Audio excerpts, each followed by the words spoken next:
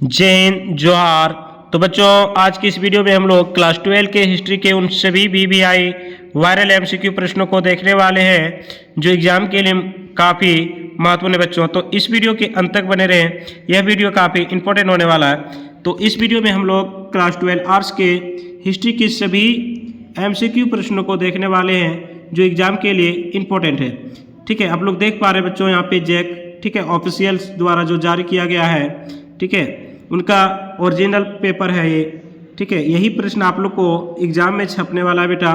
तो इस प्रश्न को आप लोग जरूर करके जाइए। यहाँ से डायरेक्ट कई प्रश्न आप लोग को एग्जाम में देखने को मिलेगा या फिर इसी पैटर्न पर आप लोग को देखने को मिलेगा। ठीक है, देखिए आपके क्लास 12 ठीक है, हिस्ट्री MCQ ठीक है टाइप के प्रश्न है। टोटल कितने मार्क है? तो 40 मार्क का समय आप लोग का 1.5 घंटा रहने वाला। ठीक है, अब देखिए बच्चों, इसका जो MCQ प्रश्न है उसको एक एक करके देखते हैं। ठीक है, अब कह रहा है हड़प्पा किस नदी के किनारे अवस्थित है?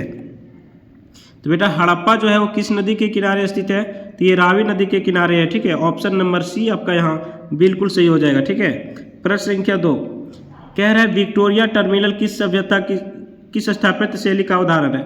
विक्टोरिया टर्मिनल बेटा किस स्थापत्य शैली का उदाहरण है? तो आप लोगों ने पढ़ रखा है, तो ऑप्शन नंबर ये यहाँ का बिल्कुल सही हो जाएगा इसका। ठीक है, प्रश्न संख्या 3 विजयनगर साम्राज्य की स्थापना कब हुई थी? तो विजयनगर जो साम्राज्य थी इसकी स्थापना 1336 ईस्वी में हरिहर और बुक्का नामक 2 भाइयों ने किया था। ठीक है, तो बेटा इसका सही उत्तर क्या हो जाएगा? तो ऑप्शन नंबर बी। प्रश्न संख्या 4 महात्मा गांधी दक्षिण अफ्रीका से भारत कब लौटे थे? तो महात्मा गांधी भारत दक्षिण अफ्रीका से 1915 ईस्वी में लौटे थे और सबसे पहले उसने 1917 ईस्वी में चंपारण में अपना पहला सत्याग्रह आंदोलन किया था। ठीक है, चलिए तो ऑप्शन नंबर यहाँ पे सी बिल्कुल सही हो जाएगा। कह रहा है महावीर का जन्म कहाँ हुआ था?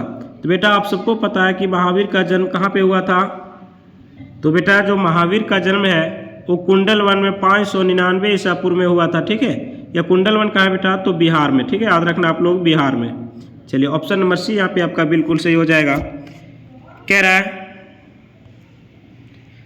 आयंगर व्यवस्था संबंधित थी। तो आयंगर व्यवस्था जो है किससे संबंधित थी? मुगल साम्राज्य से, बहमनी साम्राज्य से, विजयनगर साम्राज्य से या फिर दिल्ली सल्तनत से? तो बेटा आप लोगों ने पढ़ रखा है कि आयंगर जो व्यवस्था था वो कहाँ पे था?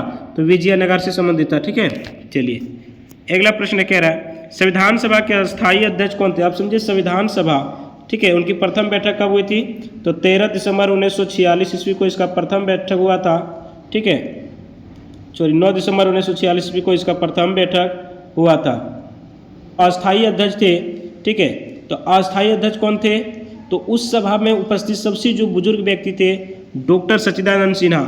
ठीक है, वो उसका अस्थायी अध्यक्ष थे, लेकिन वो अस्थायी नहीं थे बेटा। ठीक है, डॉक्टर राजेंद्र प्रसाद को अस्थायी अध्यक्ष चुना गया था। ठीक है, तो यहाँ पे हो जाएगा डॉक्टर राजेंद्र प्रसाद। अगला प्रश्न आपके पास में कह रहा है भारत का राष्ट्रगान कौन सा है? तो आप सभी इससे परिचित है कि भारत का राष्ट्रगान कौन है बेटा?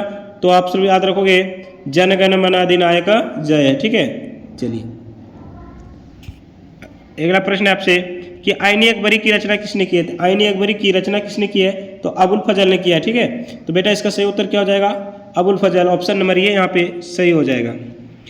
कह रहे गांधी के राजनीतिक गुरु कौन थे? अब समझे गांधी जी के जो राजनीतिक गुरु थे कौन थे? तो गोपाल कृष्ण गोखले थे। कौन थे?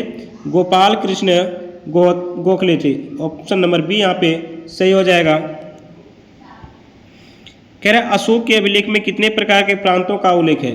तो जो अशोक के अभिलेख है बेटा, इनमें से कुल कितने प्रकार के प्रांतों का उल्लेख है? तो कुल 5 प्रकार के प्रांतों का उल्लेख किया गया। ठीक है, भारतीय संविधान में संसदीय प्रणाली किस देश से ली गई है?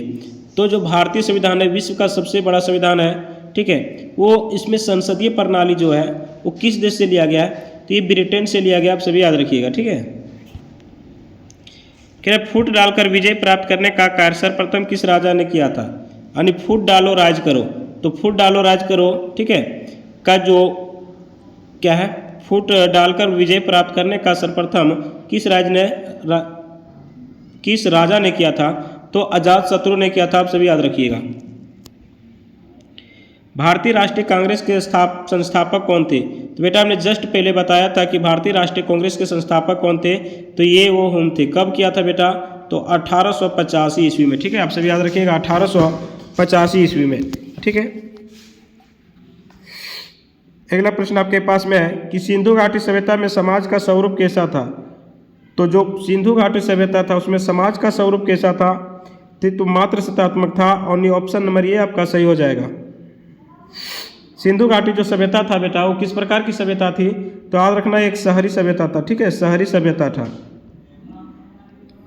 धम्म नीति की शुरुआत किसने की थी, किसकी बात हो रही है, धम्म नीति। तो धम्म नीति की शुरुआत किसने किया है, तो अशोक ने किया, ठीक है। गेटवे ऑफ इंडिया का निर्माण कब हुआ था, तो गेटवे ऑफ इंडिया का निर्माण कब किया गया था, तो 1911 ईस्वी में इसका निर्माण किया गया था। तो ऑप्शन नंबर बी यहाँ पे आपका सही हो जाएगा। जीतल क्या था, तो जीतल क्या था बेटा, एक शस्त्र था, सिक्का था, वाद्य यंत्र था, या फिर उपाधि था। तो जीतल एक प्रकार का उपाधि होता था, ठीक है। फ्लासी की युद्ध कब हुआ था, तो फ्लासी की युद्ध 1757 ईस्वी में हुआ था, ठीक है। तो आपका सही उत्तर हो जाएगा ऑप्शन नंबर ये, ना कि 1761, 1764, 1765, ये सब नहीं होगा बेटा, ठीक है। तो आपका ऑप्शन नंबर ये करेक्ट हो जाएगा। महाभारत की रचना किसने की, देखिए महाभारत की रचना किसने किया है, तो वेद व्यास ने किया, ठीक है। तो महाभारत क्या है, हिंदू का एक महाकाव्य है, ठीक है, सबसे बड़ा महाकाव्य, ठीक है। तो इस महाभारत की रचना किसने किया है बेटा, तो याद रखोगे वेद व्यास, ठीक है। तो जबकि रामायण की रचयिता कौन है, तो रामायण की रचयिता कौन है, इसको आप लोग कमेंट बॉक्स में बताइए कि इसकी रचना किसने किया है रामायण का। आईनी अकबरी को कितने भागों में विभाजित किया गया, तो आप सबको पता है कि आईनी अकबरी जो है उसको कितने भागों में विभाजित किया गया है, तो कुल 5 भागों में इसको विभाजित किया गया है। करे विजयनगर की स्थानीय मातृ देवी कौन थी, कहाँ की बात हो रही, विजयनगर की, वहाँ की स्थानीय मातृ देवी कौन थी, तो पंपा देवी, ठीक है, याद रखना बेटा पंपा देवी। दामिन येकोह को क्या कहा जाता था, दामिन येकोह को कहा जाता था, क्या कहा जाता था, कोल क्षेत्र, पहाड़िया क्षेत्र, कोल्हान क्षेत्र और संथाल परगना क्षेत्र। तो इसका सही उत्तर हो जाएगा ऑप्शन नंबर सी, कोल्हान क्षेत्र। भारत में प्रचलित सती प्रथा का उल्लेख किस विदेशी यात्री ने किया है, देखिए सती प्रथा था, एक बहुत बड़ा अभिशाप था बच्चों ये, तो इसका उल्लेख किस विदेशी यात्रियों ने किया है, तो अल बरूनी ने किया था, ठीक है। अब रखना ऑप्शन नंबर 2 यहाँ पे हो जाएगा अल बरूनी। अगला है बंगाल का विभाजन कब हुआ, तो बेटा आप सबको पता है कि बंगाल का विभाजन कब हुआ है, तो 1905 ईस्वी में। फोर्ट सेंट जॉर्ज की स्थापना कहाँ हुई थी, फोर्ट सेंट जॉर्ज की स्थापना कहाँ पे हुई थी, कलकत्ता, सूरत, बम्बई और मद्रास। तो बेटा क्या हो जाएगा इसका सही उत्तर, तो ऑप्शन नंबर सी जो है इसका वो बिल्कुल सही हो जाएगा, बम्बई। ऑपरेशन पोलो के द्वारा किस देशी रियासत को भारतीय संघ का अंग बनाया गया, तो यहाँ पे इसका सही उत्तर हो जाएगा हैदराबाद। भारत का अंतिम वायसराय कौन थे, तो भारत का अंतिम वायसराय कौन थे, लॉर्ड माउंटबेटन, ठीक है। तो याद रखना बेटा ऑप्शन नंबर बी बिल्कुल सही हो जाएगा, लॉर्ड माउंटबेटन। कह रहा है करो या मरो का नारा किसने दिया था, तो करो या मरो का नारा महात्मा गांधी ने भारत छोड़ो आंदोलन में दिया था, ठीक है। तो ऑप्शन नंबर सी जो है आपका बिल्कुल सही हो जाएगा, ठीक है।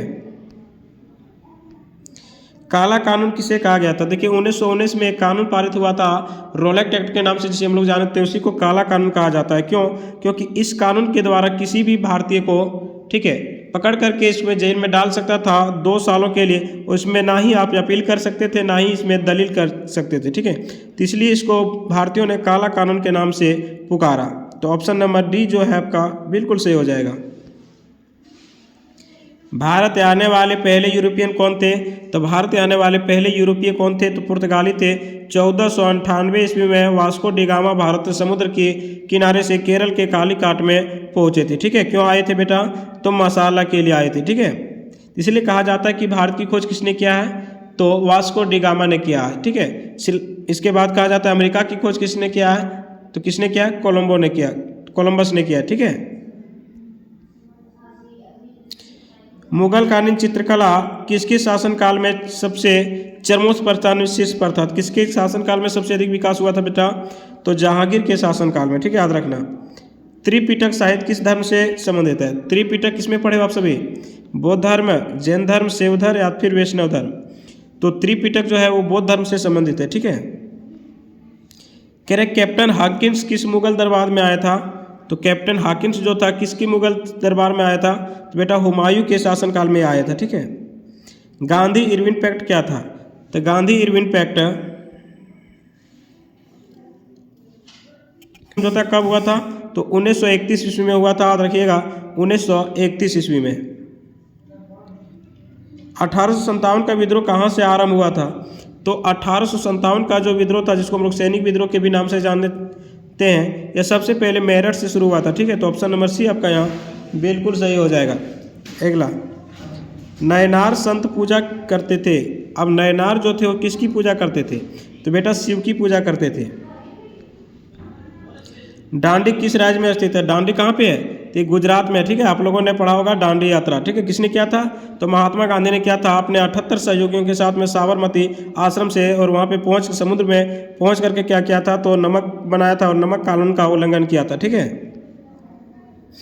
जजिया कर किससे लिया जाता था?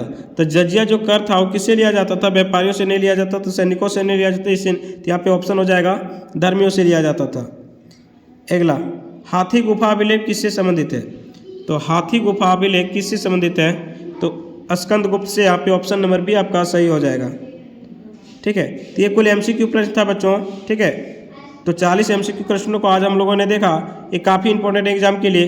तो अगर इस चैनल में आप पहली बार विजिट कर रहे हैं तो बेटा चैनल को सब्सक्राइब जरूर कर लीजिएगा और अपने दोस्तों तक शेयर जरूर कर दीजिए, ताकि उसको भी इसका लाभ हो सके।